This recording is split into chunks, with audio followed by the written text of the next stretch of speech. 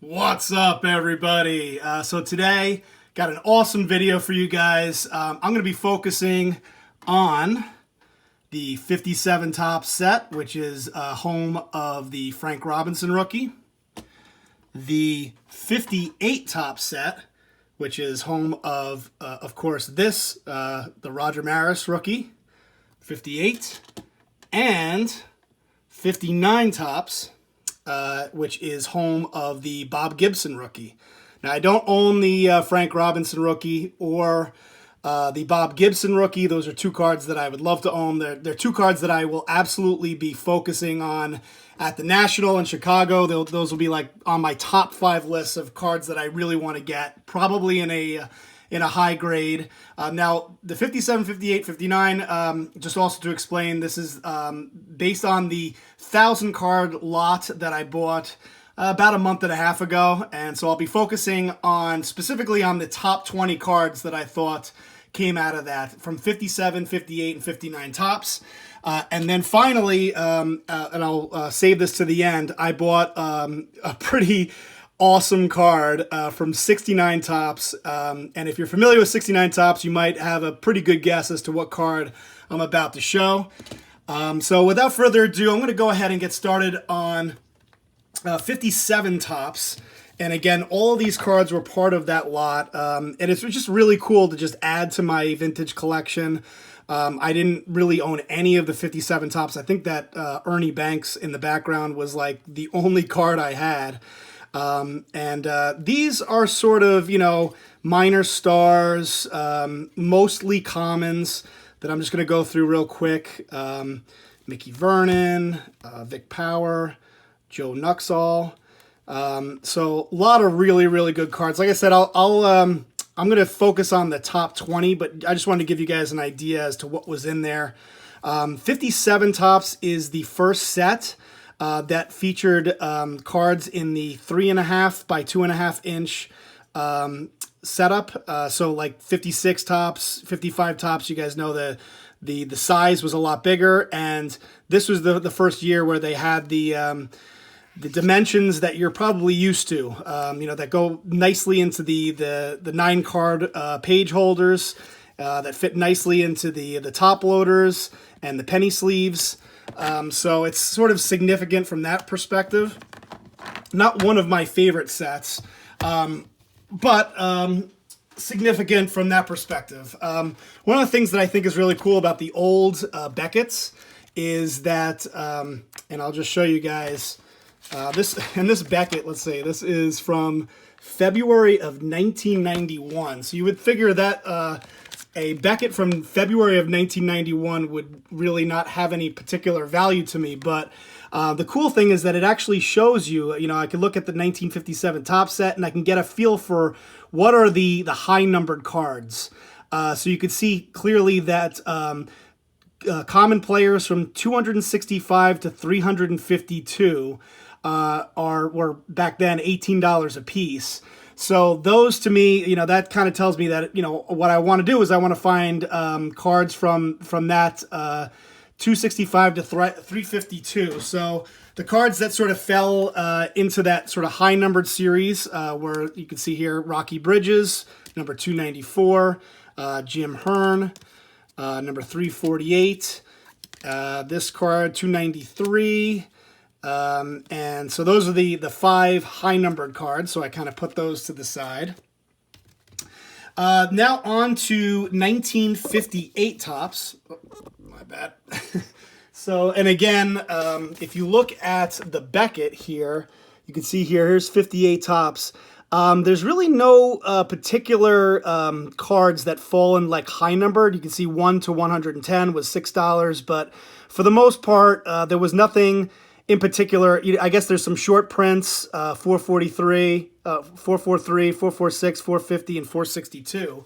But for the most part, there really aren't any particular high-numbered cards. But anyway, here is 58 tops, and I'll just go through it real quick. It was just really cool to add to my collection. Now, what I'll probably eventually do is some sort of giveaway. I haven't totally figured out how I'm going to do my giveaway. I don't necessarily need to have all of these. I don't plan on doing a set. I just wanted to add to my vintage collection because myself, just like a lot of people, pretty much all of my sort of common cards are all, from, the 1980s or recent common cards. And then here is 59 Topps, and you can see the stack here. It is ridiculous. That is the stack of 59 Topps. And you know what? I'll just try to go through it real quick here. And clearly got a ton of these cards, 59 Topps. So I'll probably, if I do a giveaway, it'll probably be for 59 Topps specifically. And I think you guys get the idea. There's just so many in here. It's really crazy. And I went through every single one of these cards, and what I tried to do was pick out what I thought were the best, and here are some more. You get the idea. It was a lot of work, putting every single one of these cards into penny sleeves and top loaders. And then here are the high numbered cards. You can see here 547, Jim Coates, 525, Mark Freeman, 532, Bob Hale, 507, and Solly Hemus, 527. So and these are cards that I haven't even showed you guys yet, but these are the cards that I thought were in pretty nice condition. They're sort of like common cards that, I thought might be of higher grade, but you can see even the ones that I kind of picked out as being in better condition, they still have centering issues. They're definitely far from perfect. This is a really nice looking card. Bob Serve, Reno Bertoya, Joe Cunningham, Don Budden. Yeah, some of these 58 Topps look really nice. Bill Taylor, Turk Lone, Warren Hacker, Willie Kirkland. Look at that card. Really nice. Jim Busby. So some really nice cards there. Oh, here's a couple more. These are 59 Topps. Jim Baxis, Jim Coates, really nice looking Yankee card. Mark Freeman, Bob Hale, and Solly Hemus.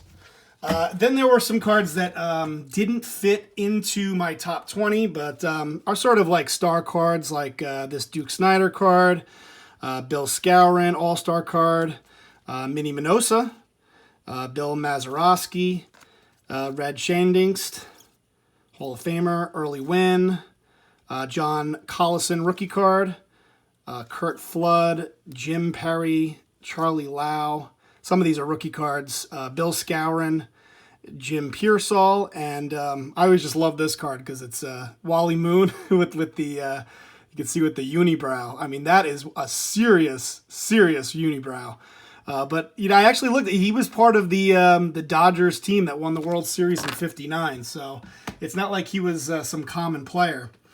All right, so on to the top 20 cards, and starting off with this really nice 59 Topps Luis Aparicio, and Hall of Famer. He was known for having exceptional fielding and base stealing skills. He had 506 stolen base over his career. Now, all these cards in the top 20 will probably be in consideration for that PSA submission that I do in Chicago. And I really like the look of this card. Really nicely centered. Definitely not perfect, but a really nice looking card. This card, Cubs Clubbers at number 19, part of that 59 Topps set as well. This card, again, would probably be a little bit higher on my list, but unfortunately has a lot of kind of stuff going on at the top, and then the edge here is a little bit of a mess, but pretty cool card there, featuring Ernie Banks. This card got on my list, Roy Sievers. He's a five-time All-Star, but he's mainly on here because I really like the condition of this card. It's a little off-center, obviously, but the corners and edges look really nice. A card from 59 Topps. This is Hank Foils, and he was a 1957 All-Star, but again, basically got on this list because of the condition. Really, really nice condition. I mean, look at the corners and edges on this card. Definitely worthy of consideration for a PSA submission. Another card that, again, is on this list because of condition. Like, look at this card.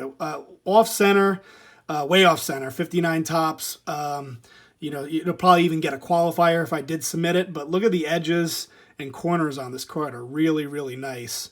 Of Bob Rush.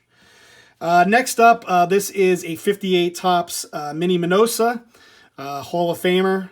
Passed away a couple of years ago.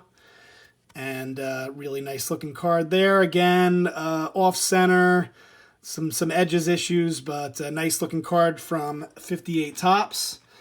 Another Hall of Famer, Hoyt Wilhelm at number 15, famous knuckleballer. And pretty nice looking card. Again, off center, got a little bit of a corner issue there. But a nice card and definitely worthy of that. Let me know if you guys see any cards that you guys think that I should definitely submit to PSA. Next card, this is at number 14, 1959 tops. Pitchers Beware, Al Kaline and Maxwell. So nice looking card. Again, certainly not perfect, a little off center, but pretty cool card. And then this is, you know, part of the reason why I really like the 59 tops cards. There's a lot of really cool cards like this, like the NL Hitting Kings of Richie Ashburn and Willie Mays. And really nice looking card there. The next card at number 12, this is a Tony Kubek rookie card. Unfortunately, I don't know if you guys can see it, but it definitely has this crease over here, so I probably will not submit it. But it is a rookie card, and he was the Rookie of the Year in 1957, and this is the 57 tops rookie card. So nice looking card there. Next up is this Jim Gilliam rookie card, and he was a 1953 Rookie of the Year, 4-time All-Star. And again, a little bit off center. Edges are okay. Corners are okay. So again, it's going to be tough kind of picking out like which cards to submit and which cards not to submit. I just showed you guys a Richie Ashburn, Willie Mays. This is at number 9. He was a Hall of Famer, Richie Ashburn, in 1990. He was inducted in 1995, and this is the 59 tops Richie Ashburn. You can see this guy is had a really nice career. One of those guys that you don't hear a lot about. And you can see here he hit 350 in 1958, and at that point hit 315 over the course of his career. So really nice Richie Ashburn. Next up, this is a Felipe Alou rookie card. The Alou family, very successful family in the majors. So this is a really, really cool card, but again, way off center. Next up at number 8, this is part of the 58 top set, Frank Robinson, a Hall of Famer, and unfortunately recently passed away. But again, a nice looking card. Edges, corners are a little bit of a mess, but it's Frank Robinson. So next up is this really cool Tigers Big Bats from 1958 tops. Again, a little off center, featuring Al Kaline, and really cool looking card. I don't know, what do you think? Maybe a PSA 4 if I'm lucky. At number 6 is this 58 tops Duke Snider, another Hall of Famer. Here he is with the Los Angeles Dodgers. Helped the Dodgers win the World Series in 1955. Next up is at number 5 is a really, really cool card, the Braves Fence Busters. Again, part of that 1958 top set, featuring Del Crandall, Eddie Matthews, Hank Aaron, and Joe Adcock. So 4 really, really nice players, especially Eddie Matthews and Hank Aaron right in the middle, 2 Hall of Famers. And again, a card that could have been higher on the list if it was in nicer condition, but it'll have to do. At number 4 is this beautiful 59 tops Yogi Berra. And again, off center, you could clearly see some edging issues, but it obviously features Yogi Berra, which is pretty awesome. Next up at number 3, and this is one of the most popular cards from the 1957 Topps set, the Dodgers Sluggers. And again, I just mentioned that the Brooklyn Dodgers won the World Series in 1955, lost to the Yankees in 56, but features 4 really, really great players, especially Gil Hodges, Campanella, and Duke Snider, all on the same card. And this is actually I believe the last set that features Roy Campanella in a set, so that's really, really cool. So that's another reason that this card is really highly sought after. So that's at number 3. Number 2 and number 1 are pretty easy. So at number 2, and again, this was all part of the same lot, 59 Topps, Willie Mays. This will definitely be getting submitted. This is not really a question here. Now, the problem here is this edge down here, this corner down here, but probably get a PSA 3. Really nice Willie Mays, number 50, as part of that 59 Topps set. And then number 1 was this 58 Topps Mickey Mantle, 58 All-Star. I think this card looks really, really nice. I think it has chance at a PSA 5. The corners, edges are really nice. The one, I guess, corner is this one here. Not perfectly centered, but it's not that bad either. So really, really nice at number 1 of the 57, 58, 59 cards that were part of that vintage lot. And then finally, for those of you guys that are still stuck with me throughout the whole video, like I said, picked up a card from 69 Topps, and without further ado, here it is. The 69 Topps Reggie Jackson in a PSA 8. This card is absolutely beautiful. And I don't know, if you guys are seeing the same thing, but vintage, high-end vintage is just skyrocketing right now, and it's great. It's great, I love to see that the hobby is sort of exploding, but at the same time, as a buyer, it's really frustrating because I went in on so many different auctions over the last month or two. In fact, I went through 3 separate auctions on a Reggie Jackson in a PSA 8 and lost out on every single one of them. And then I saw this one pop up, buy it now for $100 less than the auctions, and I pounced on it. So I finally got this card. This is one of those cards that I think is a little overvalued, I guess, a little bit. But then again, that's sort of the case with all kind of Yankees cards. Obviously this guy's, Mr. October, Hall of Famer, part of the 77, 78 Yankees World Series. So this is, one of those cards that's really highly sought after. And you can see here, I kind of compare it to this card, the Tom Seaver, which has it was mint 9, but has the qualifier. And I could see this card almost having that qualifier, but I guess if you look at the two from left to right, they have similar centering issues. But the Reggie Jackson clearly from top to bottom has better centering issues than the Tom Seaver. You can see this top to bottom, the Tom Seaver is way off center. So I thought this card was really, really nice. And if you look at the edges and corners are immaculate. I mean, if it weren't for centering, I think this card would have a chance at a 10, to be honest with you. But obviously it has the centering issues, and just an unbelievable card to add to the collection. So there you have it, guys. That is my video. I know I went on for a while, 20-minute video, but hopefully you guys had some fun, going through all these cards with me, 57 through 59, and then finally the 69 Topps Reggie Jackson in a PSA 8. So, such an amazing card to add to the collection. So let me know what you guys think. Let me know if any particular card that you saw you think definitely I should submit to PSA. This is all going to be something that will be fun for me to analyze over the next couple of months heading into the National in Chicago. Thanks so much, everybody, for watching, and I will talk to you later.